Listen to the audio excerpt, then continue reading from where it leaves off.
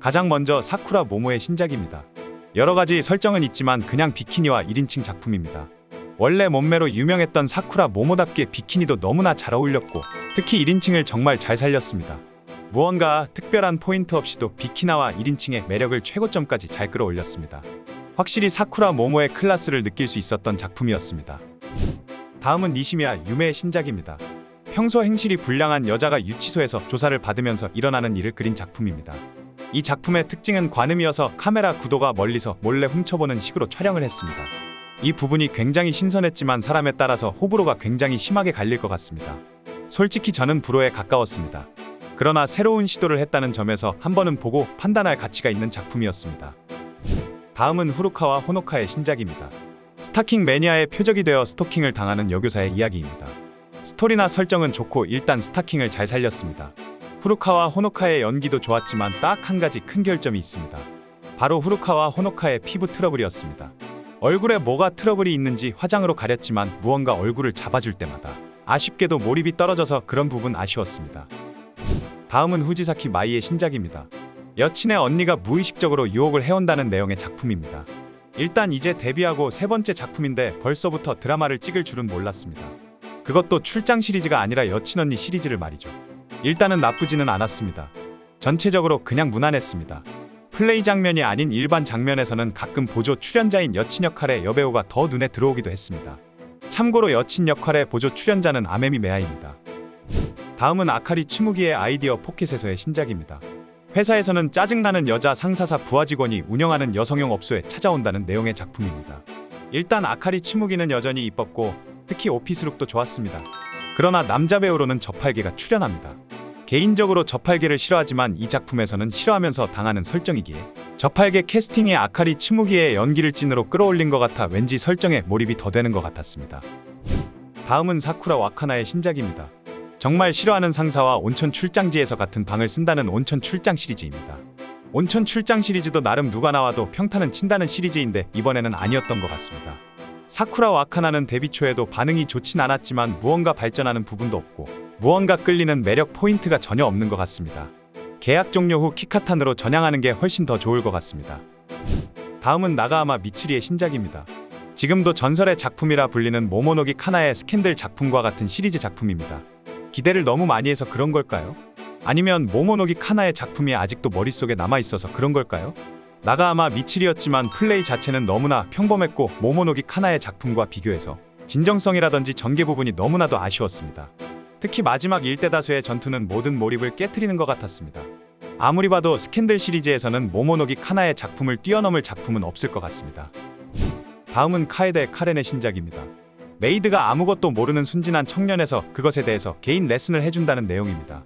설정은 있지만 그냥 메이드물로 욕은 내본 메이드 복장에서 가장 잘 어울리는 것 같았습니다.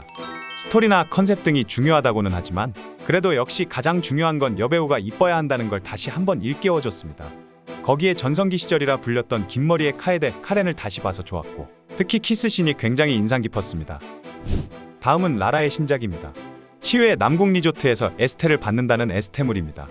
남궁 리조트란 설정 때문에 의상에 상당히 포인트를 줬습니다. 기존의 5일만 처발처발하는 에스테물보다는 그래도 나름 노력하고 신경 쓴데 보여서 좋았습니다. 에스테물은 보통 남자의 시점으로 1인칭으로 하는 경우가 많은데 이번에는 그러지 않고 나름 에스테물의 매력을 잘 보여준 작품이었습니다. 다음은 야쿠노 마리나의 신작입니다. 언제든지 환자를 위해 노력하는 간호사라는 평범한 간호사 시리즈 작품입니다. 이 작품은 간호사 시리즈에서 하지 말아야 할 모든 것들이 들어있습니다. 간호사 시리즈의 포인트는 간호사랑 한다는 점 이외 바로 의상이 굉장히 중요한 부분을 차지합니다. 아예 대놓고 요상한 간호사 복장을 입는 건 괜찮은데 전혀 상관없는 말도 안 되는 의상을 입고 나와서 어설픈 모자만 쓰고 간호사라고 하는 건 정말 아닌 것 같습니다. 다음은 이번에 아이디어 포켓에서 데뷔하는 신인 시라쿠모 아메의 데뷔작입니다. 아이돌을 꿈꾸다가 데뷔 직전에 자신감을 잃어버려 그만두고 잃어버린 자신감을 찾기 위해서 출연을 결심해서 맨몸으로 시작했다고 합니다. 면접이나 미팅에서는 경직된 모습이었지만 촬영이 들어가니 숨겨진 본능이 깨어났다고 합니다. D컵이라는 점 이외 다른 프로필은 공개되지 않았습니다. 다음은 히나타 유나의 신작입니다. 작품 설명은 딱 봐도 아시겠지만 유튜브에서는 설명하기 어려운 그 계열의 작품입니다. 일단 저는 그 계열을 좋아하지도 않지만 일단 위험합니다. 거기에 아이디어 포켓과 너무나도 어울리지 않는다는 느낌이 강했습니다.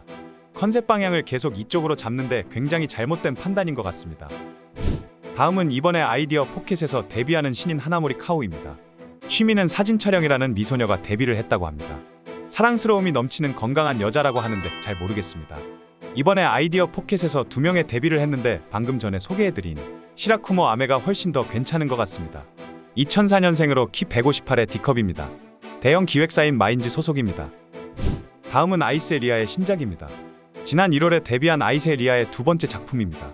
이번에는 그동안 해보지 못했던 새로운 것들을 한다는 플레이물입니다. 1월에 세톡 한나에 묻혀서 그렇지 아이세 리아도 나름 좋은 평가를 받고 있습니다. 1인칭과 하메도리도 포함되어 있는데 2번째 작품이라고 하기에는 너무나 능숙한 모습을 보여줬습니다. 적극적인 모습이 인상적이었고 확실히 앞으로가 더 기대되는 유망주인 것 같습니다. 다음은 나카무라 미우의 신작입니다. 온천에서 같이 여탕에 들어간다는 내용의 작품입니다. 남자 배우로는 유키 유즈루가 출연하며 중반까지는 온천 배경으로 플레이를 합니다. 플레이 자체는 특이한 게 없는데 이 작품의 포인트는 영상에 보이는 다들 아시는 저 보조 출연 배우의 노출이 있다는 겁니다. 저도 많은 작품을 봤지만 이 정도로 노출을 하는 건 처음 보는 것 같습니다. 일본에서도 촬영 이벤트도 한다는 사실은 알았지만 왠지 신기했습니다. 보조 출연자의 노출이 이 작품의 가장 큰 포인트였던 것 같습니다. 다음은 시이나 유나의 신작입니다. 스트립 극장에서 춤추는 유부녀 시이나 유나에 대한 작품입니다. 개인적으로 별로 선호하는 시리즈는 아니지만 시이나 유나가 무덤덤하게 작품을 컨셉을 잘 살린 것 같습니다. 확실히 이 시리즈는 누님들이 해야 제맛입니다. 무대 위에서 하기 때문에 빨간 조명을 사용했는데 은근히 잘 어울렸던 것 같습니다. 다음은 아카리 츠무기의 신작입니다. 출장지에서 만난 스튜어디스 아카리 츠무기와 술김에 실수를 한다는 내용의 작품입니다. 스튜어디스란 설정답게 메인 컨셉은 역시나 스타킹입니다. 외모는 여전히 훌륭했고 키가 큰 편은 아니지만 잔잔하게 스타킹을 잘 살렸습니다. 거기에 오피스룩 같은 제복이 굉장히 잘 어울려서 확실히 아카리 츠무기의 매력을 잘 보여준 작품이었습니다. 다음은 이치노 아오이의 신작입니다. 남편에게는 크기는 상관없다고는 했지만 결국 거물인 남편의 친구와 계약을 하고 한다는 내용의 작품입니다. 일단은 스토리 설정이 신선해서 좋았습니다. 남편이 보고 있는 앞에서 한다는 것도 좋았고 마지막 플레이에서는 역시나 대물에 빠져 먼저 원하는 그런 연기도 좋았습니다. 전체적으로는 좋은 작품이지만 기존의 이치노 아오이의 이름값이 있기 때문인지 기대치가 너무 높아서 그런지 무언가 살짝 2% 아쉬운 것 같기도 했습니다. 다음은 우에아 아야의 신작입니다. 회사의 여자 상사를 왜곡된 자극과 훈육으로 나락을 떨어뜨린다는 내용의 작품입니다. 일단 이 작품은 하얀 조명, 빨간 조명, 노란 조명 등 매 플레이마다 굉장히 다른 조명을 써가며 다른 느낌을 주려고 노력을 많이 했습니다. 촬영도 특이한 구도를 많이 보여주는데 때로는 굉장히 있어 보였지만 때로는 굉장히 복잡해 보이기도 했습니다. 거기에 마지막 플레이는 컨셉이 조금 과하다는 생각이 들었습니다. 그래도 매번 평범한 작품들보다는 가끔 이런 작품들도 나와야 된다고 생각합니다. 다음은 타치바나 메아리의 신작입니다. 친구와 함께 어플로 만난 연하남과의 이야기를 그린 작품입니다. 이 작품은 나름 보조 출연도 분량이 크기 때문에 중요한데 이번에는 미타케 유나가 출연했습니다. 처음에 연하남을 상대하는 유부녀답게 S의 모습을 보여줘서 좋았고 마지막 단체로 하는 플레이에서는 가만 미타케 유나와 상반되는 하얀 타치바나 메아리가 매력적이기도 했습니다. 2명의 시너지도 좋았고 전체적으로 굉장히 만족한 작품이었습니다. 다음은 진구지 나오의 신작입니다. 그동안 고개 숙인 남자였던 시아버지를 위해서 특별히 같이 목욕을 했더니 시아버지가 개같이 부활했다는 내용의 작품입니다. 시아버지 물면서 설정이 굉장히 마음에 들었고 역시나 진구지 나오였습니다. 한동안 잔잔한 작품들만 하면서 무언가 예전에 비해서 폼이 떨어진 것 같았지만 이걸 보니 아니었습니다. 예전처럼 미쳐 날뛰는 역동적인 그런 건 없지만 작품의 역할과 설정을 너무나도 잘 살렸습니다. 최근 진구지 나오의 작품들 중에서 가장 재밌었던 것 같습니다. 다음은 미노시마 메구리의 신작입니다. 이적 후 2번째 작품이자 드라마로 시아버지물입니다. 마돈나로 이적을 해서 다양한 매력을 보여줄 거 생각해서 기대가 커서 그랬을지도 모르나 시아버지물임에도 불구하고 뭔가 그냥 아저씨와 하는 일반 플레이물 같았습니다. 마돈나의 작품이라는 느낌이 살짝 부족했던 것 같습니다. 시아버지물만의 그런 느낌이 부족해서 많이 아쉬웠던 작품이었습니다. 마지막으로 아사히 리오의 신작입니다. 옆집 유부녀와 열심히 한다는 옆집 유부녀 시리즈 작품입니다. 개인적으로 아사히 리오는 살짝 저평가된 배우 중 한 명이라고 생각됩니다. 이번에도 역시 그렇게까지 엄청난 모습을 보여주진 못해도 최소 평타 이상의 모습을 보여줬습니다. 기본이 탄탄하다고 할까 늘 평균은 해준다는 느낌입니다. 귓속말 느낌을 살리기 위해서 녹음 때문에 남자 배우가 매번 비니를 쓰는 게 살짝 짜치지만 그래도 충분히 평타 이상은 해준 작품이었습니다. 半分휴지. 이상 아이디어 포켓과 마돈나의 신작들이었습니다. 아이디어 포켓의 작품들 중에서는 모모노기 카나의 작품을 제외를 할 수밖에 없었습니다. 구속물인데 역시나 오랜 경력의 모모노기 카나의 짬을 느낄 수 있었던 작품이었습니다. 마돈나의 작품들은 분량 때문에 몇몇 작품을 제외를 했습니다. 미야시타 카나의 복귀작도 나왔지만 무언가 예전만큼의 매력은 없었던 것 같습니다. 이 작품들 중에서는 이오리 히메카의 작품을 추천해드리겠습니다. 업소물인데 이오리 히메카의 미드의 매력이 잘 보여지는 작품이었습니다. 별점은 매우 주관적이며 그냥 참고만 하시기 바랍니다. 오늘 보신 신작들 중에서 보고 싶으신 신작이 있으시다면 더보기란과 고정 댓글을 확인해 주시면 감사하겠습니다. 회원가입 시 다양한 혜택도 드리고 있으니 많은 회원가입 부탁드리겠습니다.